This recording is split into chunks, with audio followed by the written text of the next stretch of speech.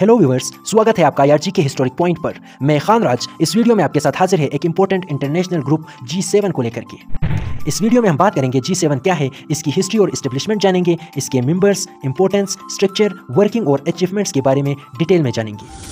खान राज और उसकी टीम को सपोर्ट करने के लिए वीडियो को लाइक करें और चैनल को सब्सक्राइब करें। धन्यवाद। सबसे पहले बात करते हैं G7 है क्या। 3, 2, 1। G7 या ग्रुप ऑफ 7 एक इनफॉर्मल फोरम है जो दुनिया की सबसे डेवलप्ड इकोनॉमीज को रिप्रेजेंट करता है। ये group economic cooperation, global governance और इंटरनेशनल सिक्योरिटी को एड्रेस करता है। G7 का मेन गोल ग्लोबल चैलेंजेस को सॉल्व करना है, जैसे इकोनॉमिक ग्रोथ, इंटरनेशनल ट्रेड और एनवायरमेंटल इश्यूज। G7 की मीटिंग्स में वर्ल्ड की टॉप इकोनॉमीज अपनी पॉलिसीज और सॉल्यूशंस डिस्कस करती है।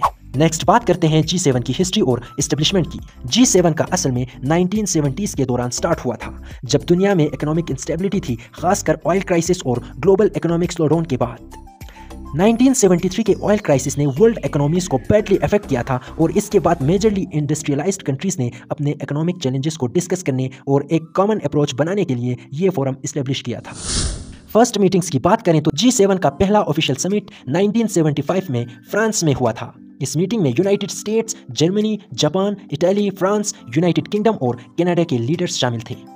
G7 ओरिजिनली G6 के नाम से जाना जाता था, लेकिन कनाडा को 1976 में ऐड किया गया था, इसलिए इस ग्रुप का नाम G7 हो गया। G7 अब एक इंपॉर्टेंट फोरम है जहां दुनिया के टॉप इकोनॉमीज अपने इकोनॉमिक, सोशल और एनवायरमेंटल चैलेंजेस को डिस्कस करती हैं। G7 के मेंबर्स की बात करें तो G7 में 7 मेंबर्स कंट्रीज होती हैं जो दुनिया की सबसे एडवांस्ड और डेवलप्ड इकोनॉमीज है, जिनमें United states, Canada, Germany, France, Italy, United kingdom और जापान शामिल है। यूरोपियन यूनियन को भी इस ग्रुप में शामिल किया जाता है, लेकिन वो एक इंडिपेंडेंट मेंबर नहीं है, बल्कि यूरोपियन यूनियन अपने पॉलिसीज और पोजीशंस को रिप्रेजेंट करता है। नेक्स्ट हम G7 की इंपॉर्टेंस देखते हैं। G7 का ग्लोबल इकोनॉमी पर बहुत सिग्निफिकेंट इन्फ्लुएंस है। ये group global governance, economic stability और सिक्योरिटी को मैनेज करता है। G7 की मीटिंग्स वर्ल्ड लीडर्स को प्लेटफॉर्म देती है जहां वो ग्लोबल इश्यूज और रिफॉर्म्स डिस्कस करते हैं। नेक्स्ट बात करते हैं G7 के की एरियाज ऑफ फोकस की। इनमें पहला है global economic stability. G7 economic cooperation को प्रमोट करता है और ग्लोबल फाइनेंशियल स्टेबिलिटी को इंश्योर करने के लिए पॉलिसीज डेवलप करते हैं। दूसरा focus point trade and investment है।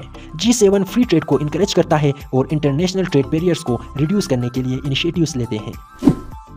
तीसरी फोकस क्लाइमेट चेंज पर है। G7 कंट्रीज क्लाइमेट चेंज के इश्यूज को एड्रेस करने के लिए काफी प्रोएक्टिव है। ये ग्रुप एनवायरमेंटल सस्टेनेबिलिटी को अपनी मीटिंग्स में डिस्कस करता रहता है। चौथी अहम फोकस एरिया ग्लोबल हेल्थ है।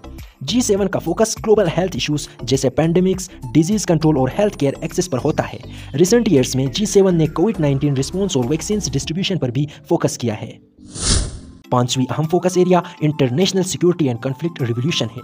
G7 इंटरनेशनल सिक्योरिटी इश्यूज को डिस्कस करता है, जैसे टेररिज्म, न्यूक्लियर प्रोलिफरेशन और regional conflicts.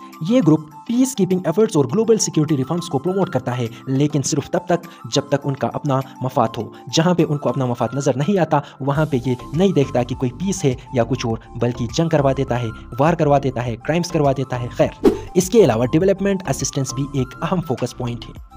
G7 developing countries को फॉरेन एड और इकोनॉमिक डेवलपमेंट में सपोर्ट प्रोवाइड करता है। ये ग्रुप पॉवर्टी रिडक्शन और ग्लोबल डेवलपमेंट इनिशिएटिव्स को सपोर्ट करता है। नेक्स्ट बात करते हैं G7 के की अचीवमेंट्स की। ग्लोबल इकोनॉमिक क्राइसिस रिस्पांस की बात करें तो G7 ने 2008 की ग्लोबल फाइनेंशियल क्राइसिस के दौरान एक कोऑर्डिनेटेड रिस्पांस दिया था।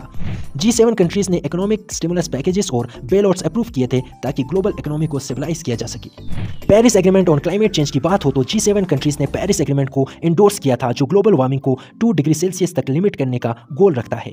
G7 ने कार्बन इमिशन को कम करने और सस्टेनेबल एनर्जी सोल्यूशन को प्रमोट करने का कमिटमेंट दिया था।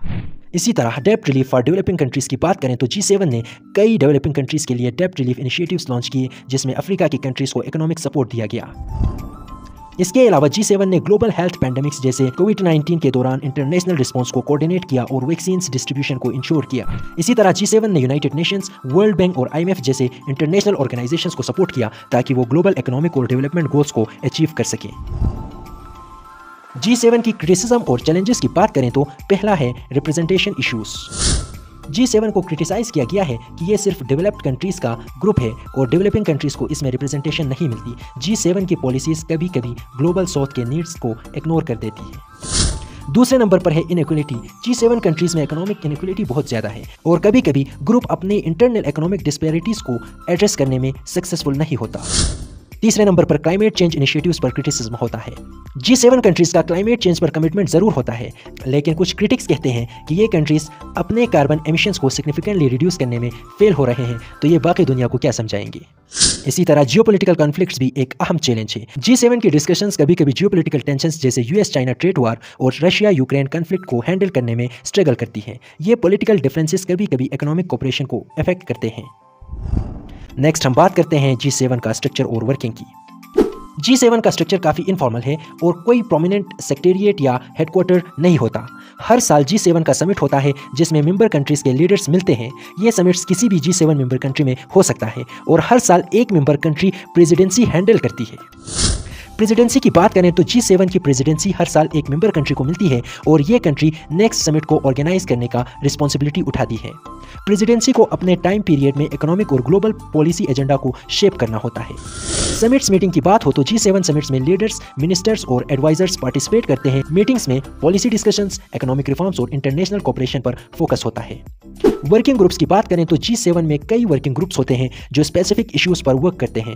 ये groups trade, technology, environment, health और सिक्योरिटी जैसे टॉपिक्स पर डिस्कशंस और पॉलिसीज डेवलप करते हैं। अगर हम खुलासा करें तो G7 एक इन्फ्लुएंशियल और पावरफुल ग्रुप है जो ग्लोबल इकोनॉमिक सिक्योरिटी और सोशल इश्यूज को एड्रेस करता है। ये ग्रुप दुनिया की सबसे एडवांस्ड इकोनॉमीज का फोरम है और economic stability, global health, climate change और इंटरनेशनल सिक्योरिटी जैसे इंपॉर्टेंट टॉपिक्स को डिस्कस करता है। G7 की इनिशिएटिव्स ने वर्ल्ड इकोनॉमीज को हेल्प किया है और इंटरनेशनल रिलेशंस को शेप किया है। हालांकि इस ग्रुप को कुछ क्रिटिसिज्म का भी सामना करना पड़ता है, लेकिन ग्लोबल गवर्नेंस और इंटरनेशनल कोऑपरेशन में G7 का रोल बहुत इंपॉर्टेंट है। अगर आप चाहते हैं कि IRG के हिस्टोरिक पॉइंट की टीम का सपोर्ट हो तो वीडियो को लाइक करें और काइंडली चैनल को सब्सक्राइब करें। आप लोगों का बहुत बहुत धन्यवाद।